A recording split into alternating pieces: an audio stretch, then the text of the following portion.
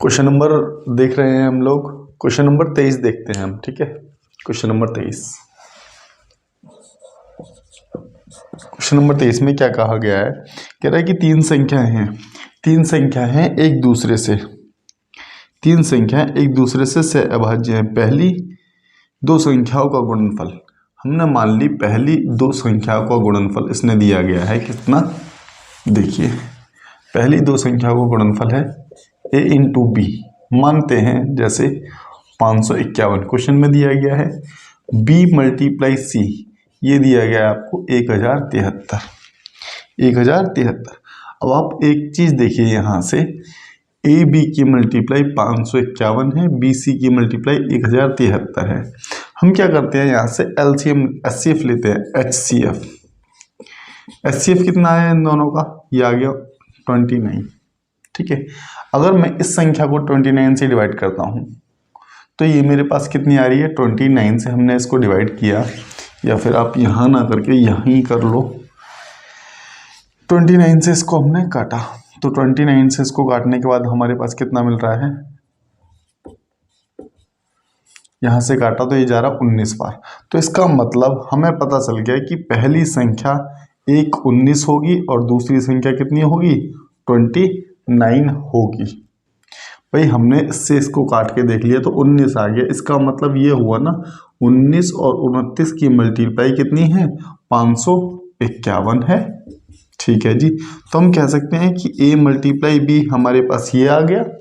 अगर इसी से मैं निकालना चाहूँ, देखो बी तो दोनों जगह कॉमन है, तो इसका मतलब ये 29 तो रिपीट होगा यहाँ पर, और c की वैल्यू बराबर मैं यहाँ से कह सकता हूँ कि यह है 1073। ठीक है, इसको यहाँ से मैंने काट दिया, तो यहाँ से काटने के बाद मेरे को यहाँ से मिला कितना? 37। यहाँ तक समझ आ गया? 37। तो इसका मतलब c की वैल्यू कितनी आ गई? 37 आ गई। तो मैं यहाँ पर सीधा सीधा रख सकता हूँ 29 इंटू में 37 इक्वल टू है कितना? 1073। तो यहाँ से अब आप लोगों को दिख रहा होगा b मल्टीप्लाई सी भी मिल गया। तो हम लोगों को चारों संख्याएं मिल गई। a हमारे पास 19 है, b कितना है? 29 है, और c कितना है हमारे पास? 37 है। ठीक है, इनको जोड़ लेते हैं। 9 9 18, 18 और 7 कितना हो गया? 5, 3 2 5 और 1 6 और 2 8। तो इनका सम कितना हो गया? 85 इनका सम। यही आपका क्या है? आंसर होगा क्वेश्चन का। ठीक है भाई, चलिएगा नेक्स्ट क्वेश्चन देखते हैं। क्वेश्चन नंबर 24 में क्या है? क्वेश्चन नंबर 24 का सॉल्यूशन देखते हैं। कह रहा है कि दो संख्याएं हैं जिसका HCF 7 है और LCM 140 है। HCF 7 है, LCM 140 है, और क्वेश्चन में दिया गया है कि 20 और 45 के बीच संख्याओं का योग, 20 से 45 के बीच संख्याओं का योग। तो हम इस कंडीशन में क्या करते हैं, हमेशा इस चीज़ को याद रखना कि HCF से LCM को भाग कर देते हैं। तो हमने क्या कर दिया, HCF से 140 को यहाँ से इसको काटा, तो आ गया हमारे पास कितना? 20। और इसके कोप्राइम फैक्टर कर लेते हैं। कोप्राइम फैक्टर मतलब कि जिसका HCF 1 हो। ठीक है, 4 और 5 हमारे पास मिल गया। इसकी मल्टीप्लाई करेंगे HCF से, HCF से मल्टीप्लाई की तो ये आ गया हमारे पास कितना? 28, और ये आ गया कितना? 35। ठीक है, तो 20 और 45 के बीच है दोनों संख्याएं हमारे पास। ठीक है, इन दोनों को ऐड कर दिया तो कितना हो जाएगा? 8 5 13, 3 2 5, 5 और 1 6, 63 आपका क्या होगा? आंसर होगा।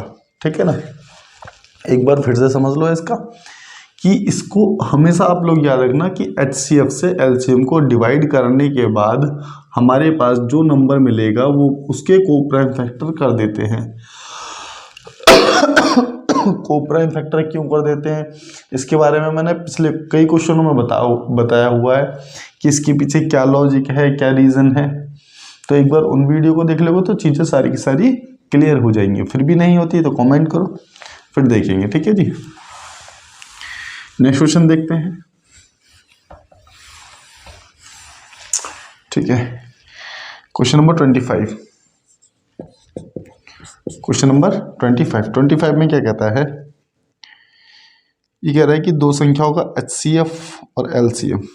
HCF आपको दे दिया जाए 15 और LCM दे दिया जाए कितना, 300।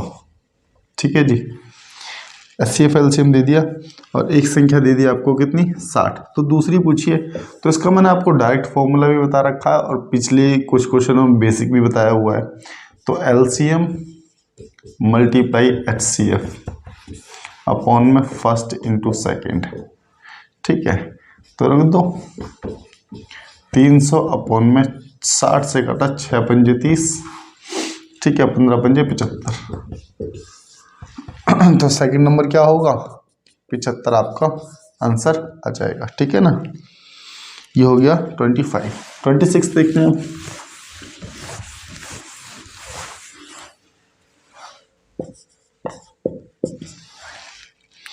कहता है कि दो संख्याओं का HCF दिया गया है। इसमें कितना, HCF आपको दिया गया है 23 और क्या दिया गया है, उनके LCM का मल्टीपल दिया गया है। ठीक है, अब देखो एक 13 और एक कितना दे रहा है, ये 14, 13 और 14। ठीक है, LCM के। अब हम इसमें क्या करेंगे भाई, इसका मतलब क्या है कि कोई भी संख्या रही होगी उसके को प्राइम फैक्टर हो गए कितने, 13 और 14।